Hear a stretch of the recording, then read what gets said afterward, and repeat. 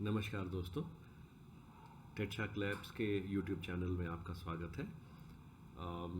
इस चैनल के माध्यम से हमारा उद्देश्य ये है कि जितने ही विस्तार से, जितने ही संक्षिप्तता से हम कंसेप्ट्स टेक्नोलॉजी के, सिक्योरिटी के आप तक पहुंचाते रहें और कोई भी कंसेप्ट कॉम्प्लिकेटेड ना हो और हम उस चीज़ को जितना ही आसानी से अपने रियल लाइफ से रिलेट कर सकें और उसको समझा सकें, ये हमारी कोशिश रहेगी।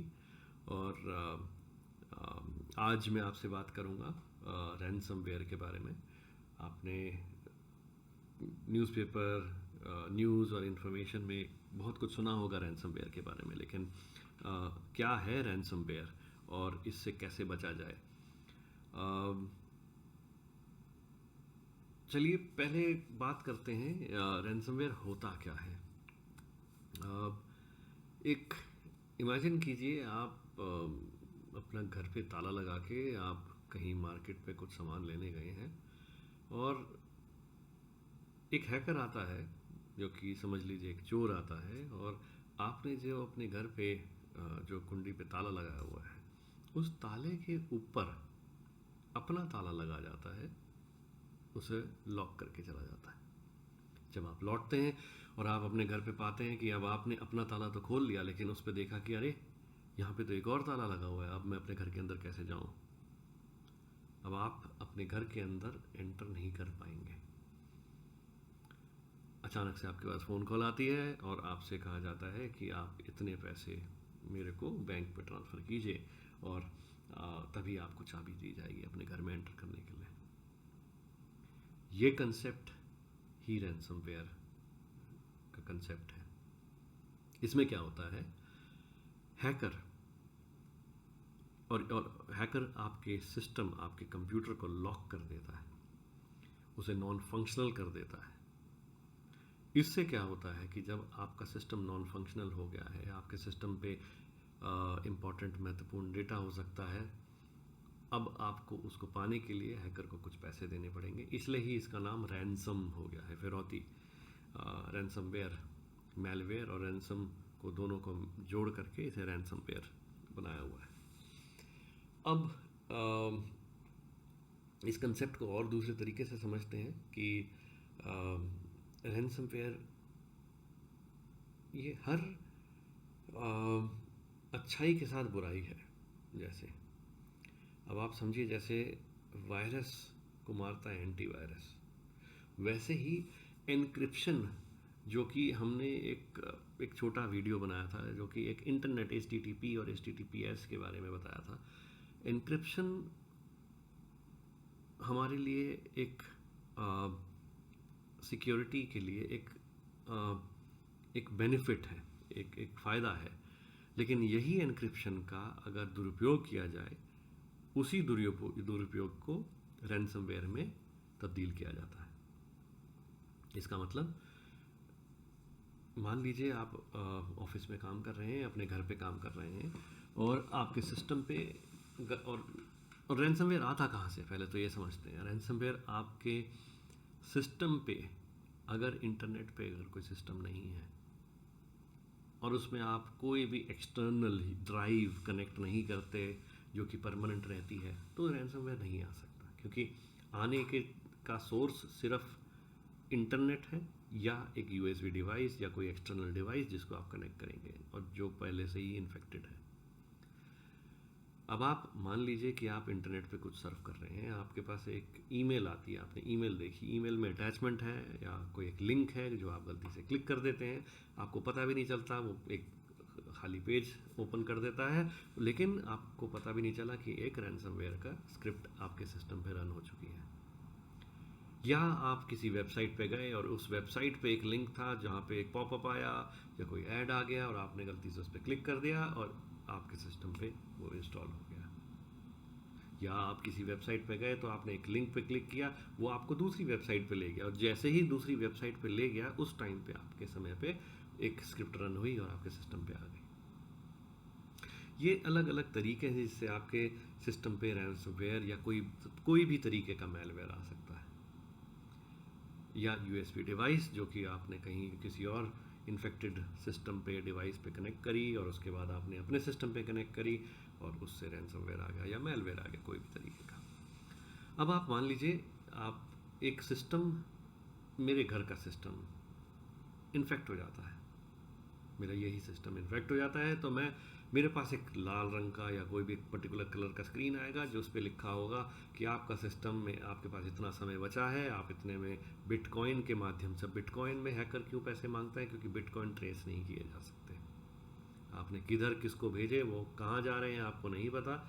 अगर आप बैंकिंग ट्रांजैक्शंस अगर वो मांगे हैकर तो वो आप पकड़ सकते हैं, क्योंकि उस बैंक की या बाकी डिटेल्स इधर उधर से आप अकाउंट नंबर के थ्रू आपके माध्यम से आप हैकर को पकड़ सकते हैं, ट्रेस कर सकते हैं।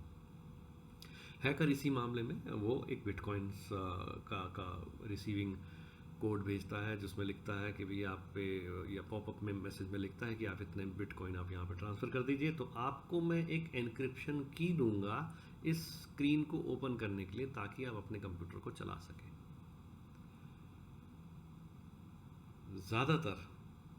ज़्यादातर ये होता है कि कई लोगों ने कोशिश की है जहाँ पे वो रैंसम दे देते हैं बिटकॉइन के माध्यम से, तब भी वो रैंसमवेयर की वो की वो दे नहीं पाता या नहीं देते।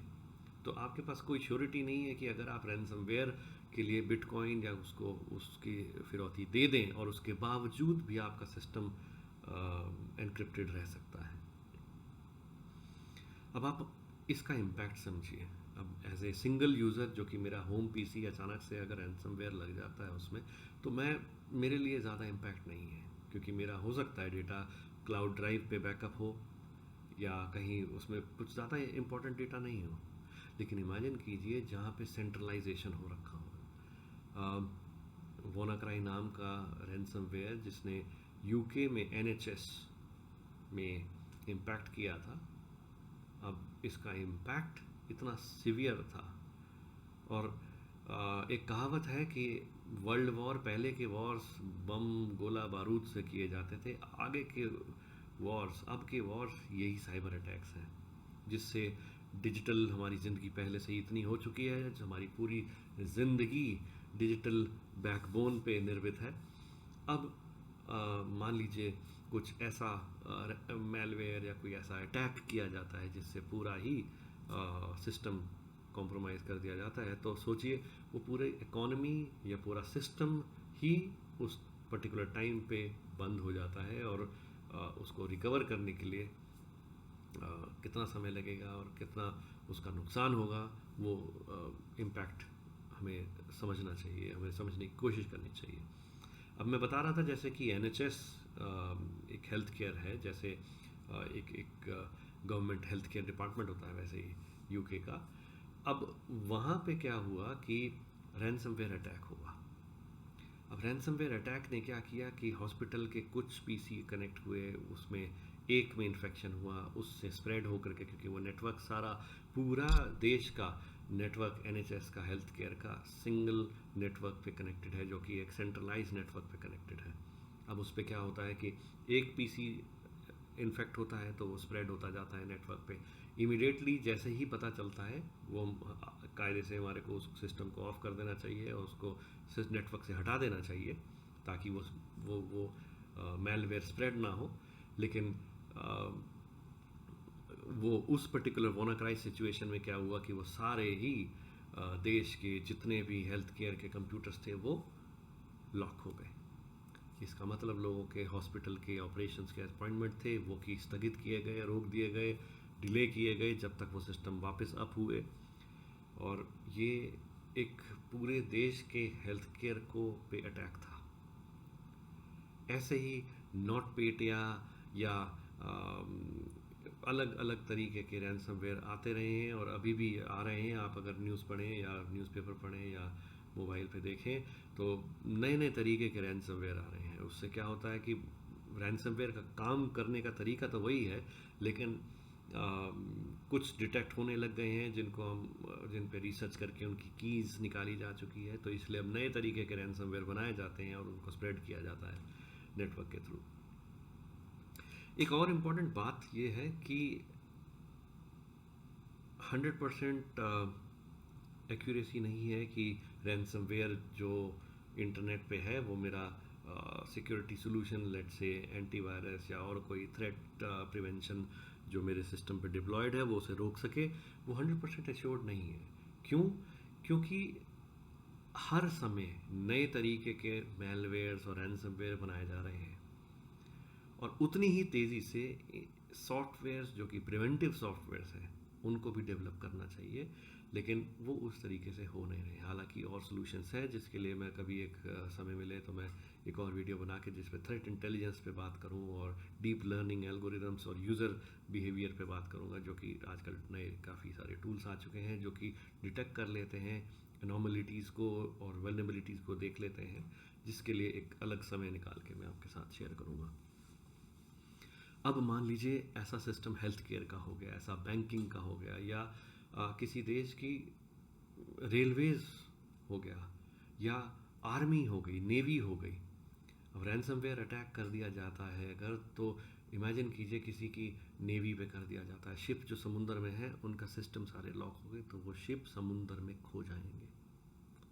यही सिस्टम अगर एरोस्पेस में किया जाए, जो कि एरोप्लेन्स और उन सब को ट्रैफिक मॉनिटरिंग का होता है, तो ये साइबर वॉर के माध्यम से ये एरोप्लेन्स और एयरप्लेन्स को कोलाइड किया जा सकता है, उनको ख़राब किया जा सकता है, उनको मिसप्लेस किया जा सकता है, क्योंकि उनको सारा रास्ता एरोप्लेन को ट्रैजेक्टरी इंटरनेट के थ्रू, जो कि कनेक्टिविटी स्पेशल कनेक्टिविटी होती है जिसके थ्रू उसे डिटेक्शन मिलता है और उसको पता चलता है कि वो कहाँ जा रहा है, कैसे जा रहा है।